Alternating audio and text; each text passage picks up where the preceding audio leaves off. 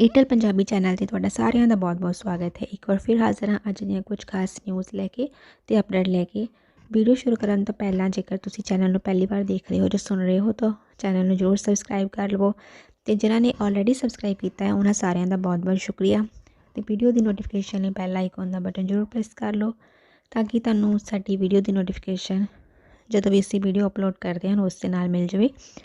ਹੁਣ ਵਧਦੇ ਹਾਂ ਅਗਲੀ ਖਬਰਾਂ ਵੱਲ। ਪਹਿਲਾਂ ਦੇਖਦੇ ਇਟਲੀ ਵਿੱਚ ਪਿਛਲੇ 24 ਘੰਟਿਆਂ ਵਿੱਚ ਕਿੰਨੇ ਕੇਸ ਆਏ ਹਨ। ਇਟਲੀ ਦੇ ਵਿੱਚ ਪਿਛਲੇ 24 ਘੰਟਿਆਂ ਦੇ ਵਿੱਚ 25,271 ਕੇਸਿਸ ਆਏ ਹਨ, ਜਿਸ ਨਾਲ ਟੋਟਲ ਕੇਸਿਸ 9,60,373 ਹੋ ਚੁੱਕੇ ਹੁਣ ਤੱਕ। ਅਤੇ 356 ਜਿਹੜੀਆਂ ਹੈਗੀਆਂ ਪਿਛਲੇ 24 ਘੰਟਿਆਂ ਵਿੱਚ ਡੈਥ ਹੋਈਆਂ ਹਨ। ਅਤੇ ਸਭ ਤੋਂ ਪੋਜ਼ੀਟਿਵ ਜ਼ਿਆਦਾ ਕੇਸਿਸ ਜਿਹੜੇ ਹੈਗੇ ਆ ਹਮੇਸ਼ਾ ਦੀ ਤਰ੍ਹਾਂ ਲੰਬਾਰਦੀਆਂ ਵਿੱਚ ਆਏ ਹਨ। ਲੰਬਾਰਦੀਆਂ ਵਿੱਚ 4,777 ਨਵੇਂ ਕੇਸ ਆਏ ਆ ਅਤੇ ਕੰਪਾਨੀਆਂ ਅਤੇ ਪੇਮੋਂਤੇ ਇਸ ਤੋਂ ਬਾਅਦ ਆਉਂਦੇ ਹਨ। ਅਤੇ ਇਟਲੀ ਦੇ ਵਿੱਚ ਜਿਹੜੇ ਪੋਜ਼ੀਟਿਵ ਕੇਸਾਂ ਦੀ ਗਿਣਤੀ ਹੈਗੀ 5,73,334 ਹੋ ਚੁੱਕੀ ਹਨ। ਅਤੇ ਪਿਛਲੇ 24 ਘੰਟਿਆਂ ਦੇ ਵਿੱਚ 1,47,725 ਜਿਹੜੇ ਸਵੈਬ ਟੈਸਟ ਕੀਤੇ ਗਏ ਹਨ। ਹੁਣ ਦੇਖਦੇ ਇਟਲੀ ਦੇ ਕੁਝ ਰਜਿਓਨੇ। ਲੰਬਾਰਦੀਆਂ ਵਿੱਚ 4,777 ਕੇਸ ਆਏ ਹਨ।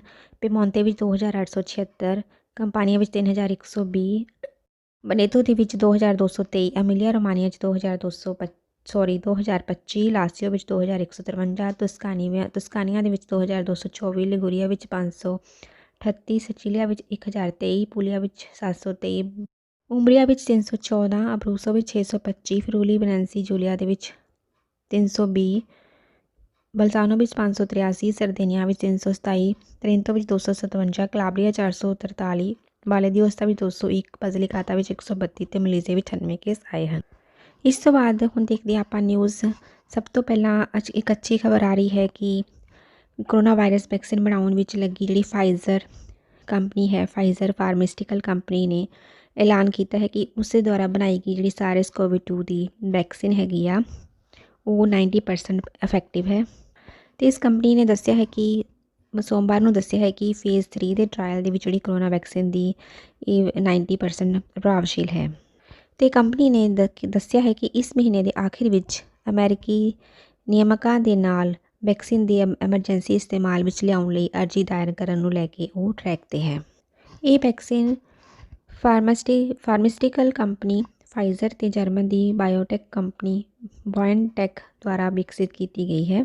ਇਸ ਦਾ ਤੀਜਾ ਟਰਾਇਲ ਹਾਲੇ ਚੱਲ ਰਿਹਾ ਹੈ। ਅਤੇ ਇਹ ਜਿਹੜੀ ਵੈਕਸੀਨ ਹੈਗੀ ਆ ਅਰਜਨਟੀਨਾ, ਬ੍ਰਾਜ਼ੀਲ, ਜਰਮਨੀ ਅਤੇ ਸੰਯੁਕਤ ਰਾਜ ਅਮਰੀਕਾ ਦੇ ਸਮੇਤ ਵੱਖ-ਵੱਖ ਦੇਸ਼ਾਂ ਦੇ ਹਜ਼ਾਰਾਂ ਹੀ ਵਲੰਟੀਅਰਾਂ ਨੂੰ ਦਿੱਤੀ ਜਾ ਰਹੀ ਹੈ। ਅਤੇ ਫਾਈਜ਼ਰ ਨੇ ਪੁਸ਼ਟੀ ਕੀਤੀ ਹੈ ਕਿ ਜਿਹੜੀ ਇਸ ਵੈਕਸੀਨ ਦੀ ਜਿਹੜੀ ਵਲੰਟੀਅਰ 'ਤੇ ਟਰਾਇਲ ਕੀਤਾ ਗਿਆ ਹੈ ਉਹਨਾਂ ਦੇ ਕੋਈ ਗੰਭੀਰ ਨੁਕਸਾਨ ਨਹੀਂ ਦੇਖੇ ਗਏ। ਅਤੇ ਪਿਛਲੇ ਅਧਿਐਨ ਵਿੱਚ ਉਹਨਾਂ ਨੇ ਦੇਖਿਆ ਸੀ ਕਿ ਸਿਰਫ ਬੁਖਾਰ ਅਤੇ ਇੰਜੈਕਸ਼ਨ ਸਾਈਟ 'ਤੇ ਦਰਦ ਹੀ ਪਾਇਆ ਗਿਆ ਹੈ। ਉਹ ਕਿਸੇ ਵੀ ਟੀਕੇ ਦੇ ਨਾਲ ਇਹ ਅਜਿਹੇ ਪ੍ਰਭਾਵ ਜਿਹੜੇ ਹੋ ਸਕਦੇ ਹਨ। ਅਤੇ ਇੱਕ ਕੇਸ ਵਿੱਚ ਸਿਰਫ ਇੱਕ ਹੀ ਜਿਹੜਾ ਵਲੰਟੀਅਰ ਸੀ ਉਸ ਦੀ ਬਾਂਹ 'ਤੇ ਜ਼ਿਆਦਾ ਦਰਦ ਅਨੁਭਵ ਹੋਇਆ ਸੀ, ਪਰ ਇਹ ਦੂਜੇ ਸਮੂਹ ਦਾ ਹਿੱਸਾ ਸੀ ਅਤੇ ਜਿਸ ਨੂੰ ਸਿਰਫ 100 ਮਿਲੀਗ੍ਰਾਮ ਦੀ ਹੀ ਵੈਕਸੀਨ ਦਿੱਤੀ ਗਈ ਸੀ। ਅਤੇ ਵੈਕਸੀਨ ਦੀ ਇਹ ਨਿਊਜ਼ ਆਉਣ ਤੋਂ ਬਾਅਦ ਯੂਰੋਪੀਅਨ ਯੂਨੀਅਨ ਇਕੱਲੇ ਨੇ ਹੀ 200 ਮਿਲੀਅਨ ਡੋਜ਼ਿਸ ਦੀ ਮਤਲਬ ਕਿ ਆਰਡਰ ਕਰ ਦਿੱਤਾ ਹੈ। ਅਤੇ ਇਸ ਤੋਂ ਬਾਅਦ ਉਹ 1 ਲੱਖ ਡੋਜ਼ਿਸ ਹੋਰ ਮੰਗਵਾਉਣ ਦੇ ਬਾਰੇ ਵੀ ਸੋਚ ਰਿਹਾ ਹੈ। ਅਤੇ ਯੂਕੇ ਵੀ ਜਿਹੜਾ 30 ਤੋਂ 40 ਮਿਲੀਅਨ ਦੇ ਜਿਹੜੀ ਹੈਗੀਆਂ ਡੋਜ਼ਿਸ ਦਾ ਆਰਡਰ ਕਰਨ ਬਾਰੇ ਸੋਚ ਰਿਹਾ ਹੈ। ਅਤੇ ਅਮਰੀਕਾ ਜਿਹੜੇ ਹੈਗਾ ਆ ਉਹਦੀ ਡਿਮਾਂਡਸ ਵੈਕਸੀਨ ਦੀ 100 ਮਿਲੀਅਨ ਹੈ, ਜਾਪਾਨ ਦੀ 30, ਕੈਨੇਡਾ ਦੀ 20 ਮਿਲੀਅਨ ਹਨ। ਅਤੇ 2021 ਤੱਕ ਜਿਹੜੀ ਫਾਈਜ਼ਰ ਅਤੇ ਬਾਇਓਟੈਕ ਕੰਪਨੀ ਹੈ ਇਹਨਾਂ ਦਾ ਜਿਹੜਾ ਏਮ ਹੈਗਾ ਆ 1.3 ਬਿਲੀਅਨ ਡੋਜ਼ਿਸ ਪ੍ਰੋਡਿਊਸ ਕਰਨ ਦਾ ਹੈ। ਅਤੇ 2020 ਦੇ ਐਂਡ ਤੱਕ ਜਿਹੜੇ 25 ਮਿਲੀਅਨ ਲੋਕ ਹੈਗੇ ਆ ਉਹਨਾਂ ਨੂੰ ਵੈਕਸੀਨੇਸ਼ਨ ਦਿੱਤੀ ਜਾ ਸਕਦੀ ਹੈ। ਅਤੇ ਯੂਰੋਪੀਅਨ ਯੂਨੀਅਨ ਦੇ ਜਿਹੜੇ ਕਮਿਸ਼ਨਰ ਹੈ ਉਹਨਾਂ ਨੇ ਇੱਕ ਟਵਿੱਟਰ 'ਤੇ ਟਵੀਟ ਕਰਕੇ ਕਿਹਾ ਹੈ ਕਿ ਉਹ ਜਲਦੀ ਹੀ 300 ਮਿਲੀਅਨ ਡੋਜ਼ਿਸ ਦੇ ਲਈ ਜਿਹੜੇ ਐਗਰੀਮੈਂਟ ਹੈ ਉਹ ਸਾਈਨ ਕਰਨਗੇ। ਪਰ ਹਾਲੇ ਤੱਕ ਇਹ ਕਲੀਅਰ ਨਹੀਂ ਹੈਗਾ ਕਿ ਇਹ ਡੋਜ਼ਿਸ ਕਦੋਂ ਅਤੇ ਕਿੰਨੀ ਮਾਤਰਾ ਦੇ ਵਿੱਚ ਹਰ ਕੰਟਰੀ ਨੂੰ ਦਿੱਤੀ ਜਾਵੇਗੀ। ਇਸ ਤੋਂ ਬਾਅਦ ਅਗਲੀ ਨਿਊਜ਼ ਆ ਰਹੀ ਹੈ ਕਿ ਜਿਹੜੀ ਇਟਲੀ ਦੀ ਕਰੋਨਾ ਵਾਇਰਸ ਸਿਚੁਏਸ਼ਨ ਹੈਗੀ ਆ ਉਹ ਬਹੁਤ ਜ਼ਿਆਦਾ ਖਰਾਬ ਹੋ ਰਹੀ ਹੈ। ਅਤੇ ਇਸ ਦੀ ਜਿਹੜੀ ਜਾਣਕਾਰੀ ਹੈਗੀ ਆ ਇਹ ISS ਜਿਹੜੀ ਨੇ ਸਰਵੇਖਣ ਜਿਹੜੀ ਕਰਦੀ ਹੈਗੀ ਉਸ ਨੇ ਦੱਸਿਆ ਹੈ। ਅਤੇ ਉਹਨਾਂ ਨੇ ਇਹ ਵਾਰਨ ਕੀਤਾ ਹੈ ਕਿ ਜਿਹੜੇ ਬਹੁਤ ਸਾਰੇ ਰੀਜਨਸ ਜਿਹੜੇ ਖਤਰੇ ਦੇ ਵਿੱਚ ਹੈਗੇ ਆ ਉਹਨਾਂ ਦੇ ਵਿੱਚ ਹੋਰ ਜ਼ਿਆਦਾ ਬੰਦਿਸ਼ਾਂ ਲਗਾਈਆਂ ਜਾਣ। ਅਤੇ ਇਸ ਤੋਂ ਬਾਅਦ ਅਗਲੀ ਨਿਊਜ਼ ਇਹ ਆ ਰਹੀ ਹੈ ਕਿ ਅੱਜ ਤੋਂ ਇਹ ਡਿਸਾਈਡ ਕੀਤਾ ਜਾਵੇਗਾ ਕਿ ਜਿਹੜਾ ਕੰਪਾਨੀਆਂ ਹੈਗੇ ਕਿ ਇਹ ਯੈਲੋ ਰੀਜਨ ਦੇ ਵਿੱਚ ਰਹੇਗਾ ਜਾਂ ਫਿਰ ਇਹ ਔਰੰਜ ਜਾਂ ਰੈੱਡ ਜ਼ੋਨ ਦੇ ਵਿੱਚ ਚਲਾ ਜਾਵੇਗਾ। ਫਿਲਹਾਲ ਕੰਪਾਨੀਆਂ ਯੈਲੋ ਰੀਜਨ ਦੇ ਵਿੱਚ ਹੈ ਤੇ ਕੱਲ ਜਿਹੜੇ ਔਰੰਜ ਜ਼ੋਨ ਦੇ ਵਿੱਚ 5 ਰੀਜਨਸ ਗਏ ਹਨ ਉਹ ਹੈਗੇ ਅਬਰੂਸੋ, ਓਮਬਰੀਆ, ਬਾਸਿਲਿਕਾਤਾ, ਲਿਗੂਰੀਆ ਤੇ ਤੁਸਕਾਨੀਆ ਹੈ। ਤੇ ਜਿਹੜਾ ਰੀਜਨ ਆਲਤੋ ਅਦੀਜੇ ਹੈ ਉਹ ਹੱਲੇ ਵੀ ਜਿਹੜਾ ਹੈਗਾ ਆ ਰੈੱਡ ਜ਼ੋਨ ਦੇ ਵਿੱਚ ਹੈ, ਕਿਉਂਕਿ ਜਿਹੜੀਆਂ ਇਹ ਚੇਂਜਸ ਹੁੰਦੀਆਂ ਹੈ ਇਹ ਕਰੋਨਾ ਵਾਇਰਸ ਦੇ ਜਿਹੜੇ ਕੇਸਿਸ ਇਹਨਾਂ ਰੀਜਨਸ ਵਿੱਚ ਆ ਰਹੇ ਹੈ ਉਹਨਾਂ ਨੂੰ ਦੇਖਦੇ ਹੋਏ ਹੁੰਦੀਆਂ ਹਨ। ਤੇ ਇਸ ਤੋਂ ਬਾਅਦ ਅਗਲੀ ਨਿਊਜ਼ ਆ ਰਹੀ ਹੈ ਕਿ ਜਿਹੜੇ ਇਟਲੀ ਦੇ ਹੈਲਥ ਮਿਨਿਸਟਰ ਹੈਗੇ ਰੋਬਰਟ ਸਪਰਿੰਜ਼ਾ, ਉਹਨਾਂ ਨੇ ਇੱਕ ਮਤਲਬ ਕਿ ਆਰਡੀਨੈਂਸ ਦਾ ਸਾਈਨ ਕਰਨਗੇ ਜਿਸ ਦੇ ਵਿੱਚ ਜਿਹੜਾ ਕਿ 11 ਨਵੰਬਰ ਤੋਂ ਲਾਗੂ ਹੋਵੇਗਾ ਤੇ ਜਿਸ ਦੇ ਵਿੱਚ ਜਿਹੜਾ ਬਲਜ਼ਾਨੋ ਪ੍ਰੋਵਿੰਚਾ ਹੈ ਉਹ ਰੈੱਡ ਏਰੀਆ ਦੇ ਵਿੱਚ ਪਾਸ ਕੀਤਾ ਜਾਵੇਗਾ। ਤੇ ਇਸ ਤੋਂ ਬਾਅਦ ਅਗਲੀ ਨਿਊਜ਼ ਸਕੂਲਾਂ ਤੋਂ ਹੈ। ਸਕੂਲਾਂ ਦੇ ਵਿੱਚ ਹਮੇਸ਼ਾ ਹੀ ਮਾਸਕ ਪਾਉਣ ਲਈ ਕਿਹਾ ਗਿਆ ਹੈ, ਚਾਹੇ ਤੁਸੀਂ ਆਪਣੇ ਡੈਸਕ 'ਤੇ ਹੀ ਕਿਉਂ ਨਾ ਬੈਠੇ ਹੋਵੇ। ਤੇ ਇਹ ਜਿਹੜਾ ਸਰਕੂਲਰ ਹੈਗਾ ਆ ਜਿਹੜੇ ਐਜੂਕੇਸ਼ਨ ਡਿਪਾਰਟਮੈਂਟ ਦੇ ਹੈੱਡ ਹੈ ਉਹਨਾਂ ਦੁਆਰਾ ਪੇਸ਼ ਕੀਤਾ ਗਿਆ ਹੈ। ਤੇ ਉਹਨਾਂ ਨੇ ਕਿਹਾ ਹੈ ਕਿ ਪ੍ਰਾਇਮਰੀ ਸਕੂਲਾਂ ਤੋਂ ਸ਼ੁਰੂ ਹੋ ਕੇ ਜਿੰਨੇ ਵੀ ਬੱਚੇ ਸਕੂਲ ਜਾਂਦੇ ਹਨ ਉਹਨਾਂ ਨੂੰ ਹਮੇਸ਼ਾ ਹੀ ਮਾਸਕ ਲਗਾ ਕੇ ਰਹਿਣਾ ਪਵੇਗਾ। ਤੇ ਇਸ ਤੋਂ ਇਲਾਵਾ ਜਿਹੜੇ ਸਕੂਲ ਦੇ ਵਿੱਚ ਜੋ ਵੀ ਕੰਮ ਕਰਦਾ ਹੈ ਜਾਂ ਕਿਸੇ ਵੀ ਡਿਊਟੀ 'ਤੇ ਹੈ ਉਹਨਾਂ ਨੂੰ ਸਕੂਲ ਦੇ ਵਿੱਚ ਜਿੰਨਾ ਟਾਈਮ ਵੀ ਉਹ ਰਹਿੰਦੇ ਹੈ ਉਹਨਾਂ ਨੂੰ ਮਾਸਕ ਦੇ ਨਾਲ ਹੀ ਰਹਿਣਾ ਪਵੇਗਾ, ਚਾਹੇ ਉਹਨਾਂ ਦੇ ਵਿੱਚ 1 ਮੀਟਰ ਦਾ ਜਿਹੜਾ ਡਿਸਟੈਂਸ ਹੈਗਾ ਆ। ਤੇ ਇਹ ਦੇ ਬਾਵਜੂਦ ਵੀ ਉਹਨਾਂ ਨੂੰ ਮਾਸਕ ਬਿਲਕੁਲ ਨਹੀਂ ਉਤਾਰਨਾ। ਤੇ ਹਾਂ, ਜੇ ਬੱਚੇ ਦੀ ਉਮਰ 6 ਸਾਲ ਤੋਂ ਘੱਟ ਹੈ ਜਾਂ ਕੋਈ ਉਹ ਡਿਸੇਬਲ ਬੱਚਾ ਹੈ ਤਾਂ ਉਹ ਉਸ ਨੂੰ ਇਸ ਦੇ ਵਿੱਚ ਛੂਟ ਹੈ। ਤੇ ਇਸ ਸਰਕੂਲਰ ਦੇ ਅਕੋਰਡਿੰਗ ਕਿ ਬੱਚੇ ਜਦੋਂ ਕੁਝ ਖਾਣ ਲੱਗਦੇ ਹਨ ਜਾਂ ਪੀਣਾ ਹੋਵੇ ਬੱਚਿਆਂ ਨੇ ਤਾਂ ਉਸ ਟਾਈਮ 'ਤੇ ਉਹ ਆਪਣਾ ਮਾਸਕ ਉਤਾਰ ਸਕਦੇ ਹਨ।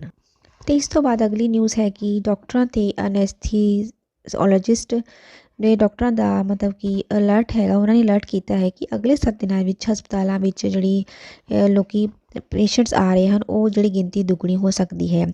ਤੇ ਆਉਣ ਵਾਲੇ ਮਹੀਨਿਆਂ ਦੇ ਵਿੱਚ ਹਸਪਤਾਲ ਜਿਹੜੇ ਹੈਗੇ ਆ ਪੂਰੀ ਤਰ੍ਹਾਂ ਪੇਸ਼ੈਂਟਸ ਨਾਲ ਭਰ ਸਕਦੇ ਹਨ। ਇਸ ਦੇ ਲਈ ਜਿਹੜੇ ਡਾਕਟਰਸ ਹੈਗੇ ਆ ਉਹ ਚਾਹੁੰਦੇ ਹਨ ਕਿ ਇਟਲੀ ਦੇ ਵਿੱਚ ਟੋਟਲ ਲੋਕਡਾਊਨ ਲੱਗ ਜਾਣਾ ਚਾਹੀਦਾ ਹੈ। ਤੇ ਜੇਕਰ ਪੂਰੇ ਵਰਲਡ ਦੇ ਵਿੱਚ ਦੇਖੀਏ ਤੇ ਪੂਰੇ ਵਰਲਡ ਦੇ ਵਿੱਚ ਇਨਫੈਕਸ਼ਨ ਜਿਹੜੀ ਕਰੋਨਾ ਵਾਇਰਸ ਦੇ ਕੇਸਿਸ ਹੈਗੇ ਆ 50 ਮਿਲੀਅਨ ਤੋਂ ਵੱਧ ਹੋ ਗਏ ਹਨ ਤੇ ਜਿਨ੍ਹਾਂ ਦੇ ਵਿੱਚੋਂ ਜਿਹੜੀਆਂ ਮੌਤਾਂ ਹੈਗੀਆਂ 1.2 ਮਿਲੀਅਨ ਹੋ ਚੁੱਕੀਆਂ ਹਨ।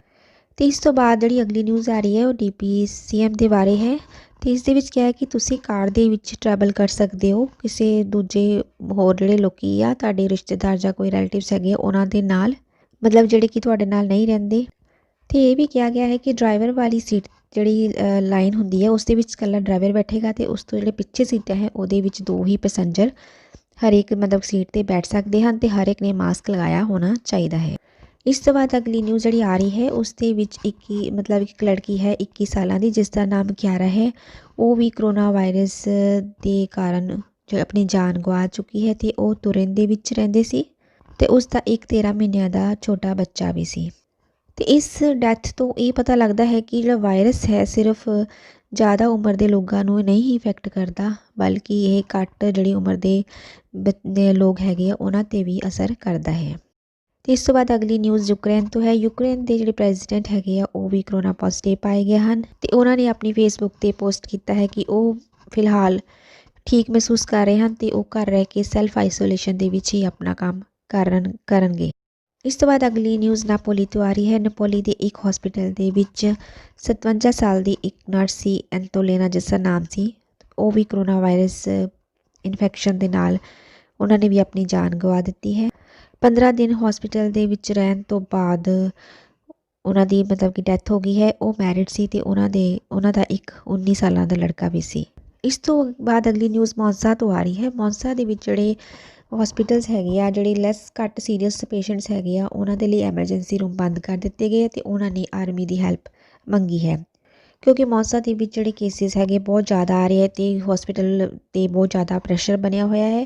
ਤੇ ਜੇਕਰ ਆਪਾਂ ਕੱਲ੍ਹ ਦਾ ਡਾਟਾ ਦੇਖੀਏ ਤੇ ਉਹਦੇ ਅਕੋਰਡਿੰਗ 450 ਪੇਸ਼ੈਂਟਸ ਜਿਹੜੇ ਉੱਥੇ ਹਸਪੀਟਲਾਈਜ਼ ਹੋਏ ਹਨ ਤੇ ਜਿਨ੍ਹਾਂ ਦੇ ਵਿੱਚੋਂ 43 ਜਿਹੜੇ ਇੰਟੈਂਸਿਵ ਕੇਅਰ ਦੇ ਵਿੱਚ ਹਨ। ਇਸ ਲਈ ਮੈਡੀਕਲ ਡਾਕਟਰ ਜਿਹੜੇ ਤੇ ਉਹਨਾਂ ਦੇ ਅਸਿਸਟੈਂਟ ਹੈਗੇ ਆ ਉਹਨਾਂ ਨੇ ਕਿਹਾ ਹੈ ਕਿ ਉਹਨਾਂ ਨੇ ਡਿਸਾਈਡ ਕੀਤਾ ਹੈ ਕਿ ਜਿਹੜੇ ਐਮਰਜੈਂਸੀ ਰੂਮ ਹੈਗੇ ਜਿਹੜੇ ਘੱਟ ਸੀਰੀਅਸ ਪੇਸ਼ੈਂਟਸ ਹੈ ਕੇਸਿਸ ਹੈਗੇ ਆ ਉਹਨਾਂ ਦੇ ਲਈ ਬੰਦ ਕੀਤੇ ਜਾਣਗੇ। ਤੇ ਉਹਨਾਂ ਨੇ ਜਿਹੜੇ ਲੰਬਾਰਦੀਆਂ ਰੀਜਨ ਹੈਗੇ ਆ ਉਹਨਾਂ ਨੂੰ ਐਕਸਟਰਨਲ ਫੋਰਸਿਸ ਜਿਹੜੀਆਂ ਹੈਗੀਆਂ ਆ ਉਹਨਾਂ ਨੂੰ ਐਕਟੀਵੇਟ ਕਰਨ ਲਈ ਕਿਹਾ ਹੈ, ਜਿਵੇਂ ਕਿ ਮਿਲਟਰੀ ਤੇ ਸਿਵਲ ਪ੍ਰੋਟੈਕਸ਼ਨ ਮੰਗੀ ਹੈ ਉਹਨਾਂ ਨੇ। ਤੇ ਉਹਨਾਂ ਨੇ ਆਸ਼ਾ ਕੀਤੀ ਹੈ ਕਿ ਜਿਵੇਂ ਪਹਿਲੇ ਫੇਜ਼ ਦੇ ਵਿੱਚ ਉਹਨਾਂ ਨੇ ਦੀ ਮਦਦ ਕੀਤੀ ਸੀ ਤੇ ਹੁਣ ਇਸ ਟਾਈਮ ਉਹਨਾਂ ਨੂੰ ਉਹਨਾਂ ਦੀ ਮਦਦ ਕਰਨੀ ਚਾਹੀਦੀ ਹੈ। ਕਿਉਂਕਿ ਇਸ ਟਾਈਮ 'ਤੇ ਜਿਹੜਾ ਹੌਸਪੀਟਲ ਹੈਗਾ ਆ ਉੱਥੇ ਤਾਂ ਬਹੁਤ ਜ਼ਿਆਦਾ ਪ੍ਰੈਸ਼ਰ ਦੇ ਵਿੱਚ ਹੈ, ਕਿਉਂਕਿ 340 ਉਹਨਾਂ ਦੇ ਜਿਹੜੇ ਹੈਲਥ ਵਰਕਰਸ ਹੈਗੇ ਆ ਉਹ ਪੋਜ਼ੀਟਿਵ ਪਾਏ ਗਏ ਹਨ ਅਤੇ ਉਹ ਮਤਲਬ ਕਿ ਆਈਸੋਲੇਟ ਕੀਤੇ ਗਏ ਉਹਨਾਂ ਨੂੰ। ਹਾਲਾਂਕਿ ਉਹਨਾਂ ਨੇ ਹੋਰ ਨਰਸਿਸ ਵਗੈਰਾ ਮੰਗਾਏ ਹਨ, ਪਰ ਫਿਰ ਵੀ ਇੰਨਾ ਜ਼ਿਆਦਾ ਉਹਨਾਂ 'ਤੇ ਪ੍ਰੈਸ਼ਰ ਹੈ ਕਿ ਕੇਸਿਸ ਇੰਨੇ ਆ ਰਹੇ ਹੈ ਕਿ ਉਹਨਾਂ ਦੇ ਕੋਲ ਜਿਹੜੀ ਨਰਸਿਸ ਅਤੇ ਜਿਹੜਾ ਹੋਰ ਸਟਾਫ ਹੈਗੇ ਉਹਨਾਂ ਦੀ ਜਿਹੜੀ ਗਿਣਤੀ ਬਹੁਤ ਘੱਟ ਹੈ। ਇਸ ਤੋਂ ਬਾਅਦ ਜਿਹੜੀ ਅਗਲੀ ਨਿਊਜ਼ ਆ ਰਹੀ ਹੈ ਉਹ ਇੱਕ ਬਹੁਤ ਹੀ ਬੁਰੀ ਖਬਰ ਹੈ ਕਿ ਜਿਹੜੀ ਇੱਕ ਟ੍ਰੈਜਡੀ ਹੋਈ ਹੈ ਤੁਰਿਨ ਦੇ ਵਿੱਚ ਇੱਕ ਆਦਮੀ ਨੇ ਆਪਣੀ ਵਾਈਫ ਅਤੇ 2 ਬੱਚੇ ਸੀ ਜੁੜਵਾ ਉਸਦੇ, ਉਹਨਾਂ ਨੂੰ ਮਾਰ ਦਿੱਤਾ ਹੈ ਅਤੇ ਆਪਣੇ ਆਪ ਹੀ ਉਹਨੇ ਉਸੇ ਬਾਅਦ ਵਿੱਚ ਸੁਸਾਈਡ ਕਰ ਲਿਆ ਹੈ।